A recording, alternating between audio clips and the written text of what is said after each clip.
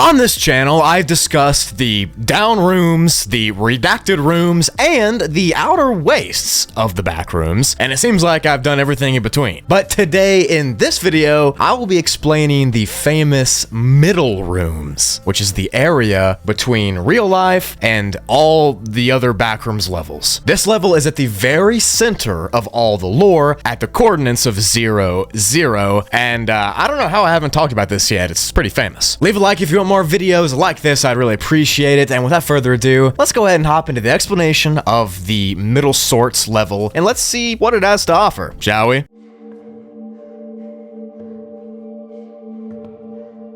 The Middlesorts is a strange area inside of all the backrooms lore and chronology. It looks physically to be a normal, run-of-the-mill hospital complex full of doctor's offices, waiting rooms, hallways, and things like that. There are also office rooms with computers and filing cabinets, and it all has like a late 90s, early 2000s vibe to it. The level itself has been classified as a class 0 due to its safety and security, and that there's no harmful creatures here. There's no wretches or anything like that. But that's not to say that coming to the Middlesorts is completely safe. You'll see why later. The level is very bland to look at. It's just basic in almost every single way. It's got beige colored walls, white tiles, random furniture, and mundane things that make up its entire expanse. Now, when you enter the Middlesorts level, or the middle rooms, you find yourself in the very center of every backrooms level of all times. Because this place is like a hub for all the levels to join to, rather than, you know, the hub level, which you can get to a bunch of levels from. You can get to this level from a bunch of levels, if that makes sense. Entering the middle rooms, you will notice that you are in a bland, dry waiting room, just like you'd find in a hospital. You've all experienced this kind of place before, going to the doctor's office as a kid or something like that. It's just a basic, small room with these weird-looking chairs, side tables, and magazines. Like I said, the entire level seems to be built like a corporate clinic, and it kind of feels relaxing to be inside of, and very liminal. On the walls, there are various pictures and paintings and signs, and there are photographs and magazines as well. The magazines here on the side tables are actually pretty interesting because they usually reference real-life brands, real-life locations, and things like that. They might even showcase memories and pictures and stuff from your own life and places that you hold dear to you, like a grandparent's house or a park or something, I don't know. But it might have it here. The ceilings in this level and in the waiting room that you start in are drop tiles, and they usually have these lights that emit this really quiet hum from them. Kind of similar to level 0's hum buzz, but way less annoying. The buzzing of the lights here is actually said to be soothing. It kind of puts people at ease, and it makes them feel more at home. Walking through the waiting room, you'll notice instantly that on your left is a desk, an entry desk. On your right, there are a bunch of seats and maybe a water fountain or two, but we'll get back to that later. Moving past this waiting room, you can explore the rest of the level. It's constructed with a ton of different expanding passageways that branch off in different directions. Now, you probably heard me say that exact same thing before about a lot of backrooms levels, but that's just because there's only so many ways you can describe infinite hallways, guys. But the hallways in the middle rooms match the aesthetic of the corporate clinic. It has furnishings very similar to the waiting room. There's paintings and posters and chairs and random fake plants, those hum buzz of lights, and the tiles on the floor and the tiles on the ceiling. But once you get into these hallways, you might notice that things kind of are painted differently. Some of the colors on the hallways might be blue or soft pastel colors, and the main notable thing about the hallways is that there are many doors on each side. Now, these doors can be open sometimes, but more than not, they're locked and you can't get behind them. But when they're open and you look inside, they usually just lead to empty rooms,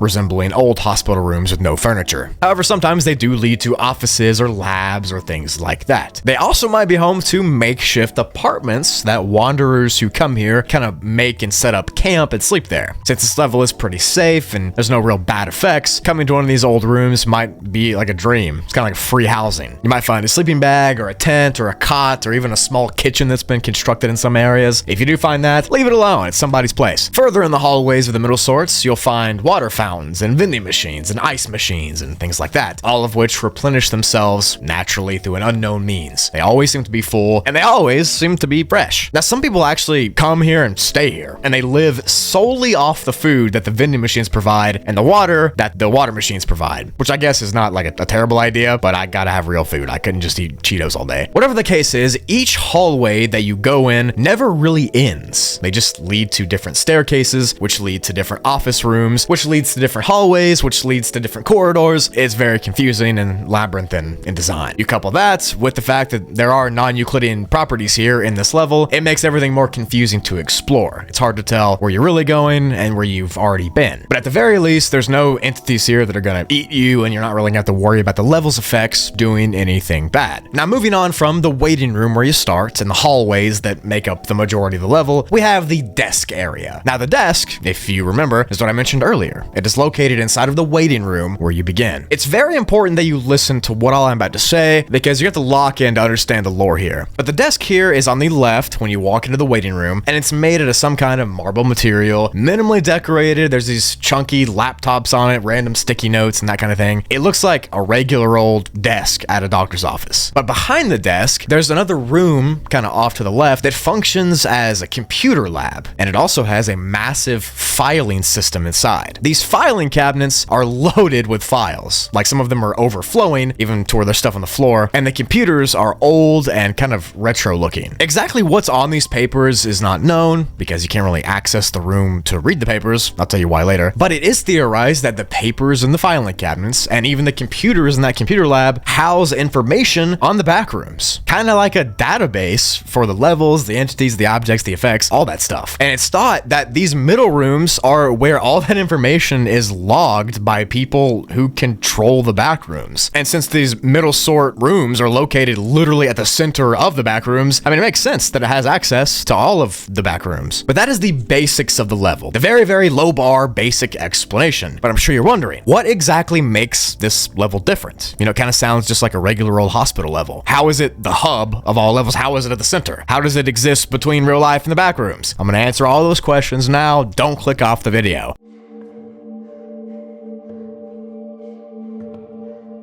You see, this Backrooms level isn't really in the Backrooms. Let me explain. Through a phenomenon called the infinity effect, the middle rooms itself is essentially inaccessible from inside regular Backrooms levels, because it's not physically in the conglomeration of them. But the middle rooms exist in this unique physical location inside of the Backrooms universe that still allows it to be accessed no matter where you're at inside of the Backrooms. So pretty much, it's not a regular level that you can just walk right into from another one. Like, if you're in level 1, you can find a hallway that leads you right to level 2. Like, you can physically walk there. But here, you don't physically exist here. It can only be accessed via the blue channel from any level that you want. But the theory goes even further, and it says this: the Backrooms is not able to physically render and draw out exits to a billion Backrooms levels that exist. As such, it sometimes instead draws on default coordinates as a failsafe. If it cannot navigate to a level in time, the coordinate in question is 0, 0, which 0, 0 in the Backrooms is the dead center of the blue channel, which coincidentally is where the Middlesorts level exists. And since the blue channel is the proverbial glue, I guess you could say, that holds all of the Backrooms together, it's what's between every Backrooms level, the Middlesorts is in the middle of that, and it serves as a bridge to all the levels surrounding. Does that make any sense? Where the hub level is a place that you can go to and kind of jump to specific levels, the Middlesorts level can be jumped to from those levels. If that doesn't make any sense the way I'm explaining it, I'll leave the link below as I always do. You can read it for yourself, but I'm pretty sure that's the decent understanding of it. Now, for even more lore within the Middlesorts, I have to explain a rare group of entities that live here and throughout the Backrooms, known as the Corpus Cores. Hang on a minute. I know this is a lot, but you're gonna want to hear this. These Corpus Core creatures are a part of a massive network of unseen and undocumented entities that have different levels of control over the Backrooms universe. There are 4 instances of these cores that live inside the Middlesorts, nicknamed Simon, Molly, Ben, and Ava. Now, each of these creatures has physical differences and appearances, but they all have the same traits that connect them to be a Corpus Core. Think of Corpus Cores as super powerful beings that sort of create things or run things. And here, in this case, in the middle rooms, these Corpus Cores kind of control the database that's there. Kinda. I know I'm dumbing it down, but truly that's the only way I think I can understand it myself. Simon acts as the manager of the other cores. He's kind of helpful, he appears to be humble, he's tall, he's a weird looking humanoid with a coat on. Molly is the front desk worker, and she's who stops you from going behind the desk to the filing system and the computer lab. She's pretty rude apparently, and really shouldn't be talked to that much, but yeah. Ben also works at the front desk and does significantly less work than Molly apparently, but Ben's always talking about the Backrooms and its levels, and he seemingly mentions Backrooms levels that we've never heard of before, so that kind of leads to the fact that he might know more than we do. And Ava is almost never seen in the level, though she usually just chills there when she is. She wears this gigantic dress, and she's really curious about everybody she meets. But all four of these corpus cores run the Middlesorts. You know, like a bus station or a train station employee would give you a ticket to a different level. These corpus cores give you the proverbial, you know, tickets to different Backrooms levels. If you've ever seen Beetlejuice,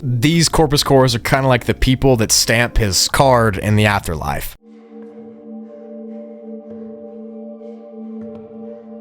If you want to enter the Middlesorts and walk through this waiting room, so-called, of the Backrooms, you have to escape a level that has infinite exits and no defined physical exits, which most of the time is hard to know that, it's almost random. But other potential entrances include the hub, level 1.5, level 38, and the entire list on screen. Like I said, it's important to know that you can only enter here from a level that has no physical exits. If you can walk from one level to another, you cannot get here. And to exit the Middlesorts, you can speak to a worker at the front desk or anywhere in the level, and they'll guide you through a process on the laptop that's at that desk, and they themselves will choose to send you to a level. Like, they can pretty much control where you go, just like I said, as a train station would. Or you can go through the main door that you walked into in the waiting room, and you'll be back to the place that you came from. But these Middlesorts, middle rooms, whatever you want to call them, they're truly an enigma in the Backrooms. It doesn't physically exist between the levels, it's more like a purgatory. It exists at 0, coordinates, and it's inside of the blue channel, but it can only be accessed by levels that you have no exit from. It's like a massive train station that can receive anyone from anywhere at any time in the Backrooms, and it's almost like you can't choose when you go there. It's the only level in the lore that's like that, but I think it's pretty cool. Leave a like if you enjoyed too. That's it for the video though. Thank you so much for watching. I know this one was more lore intensive than usual, so I hope you did enjoy that. If you did enjoy the level as well, again, tell me below if you want to see more like it, and drop a like. I'd really appreciate it. Check all the links below in the description if you want more from me, my Spookly channel, my Instagram, my Twitter. I'm gonna start a TikTok soon. You guys see more of that stuff. If you want to support me on any of those, just check those out. And also, hope you have a great day. Make sure you tell somebody you love them. Life's too short not to. With all that said, I will see you in the next video. Bye!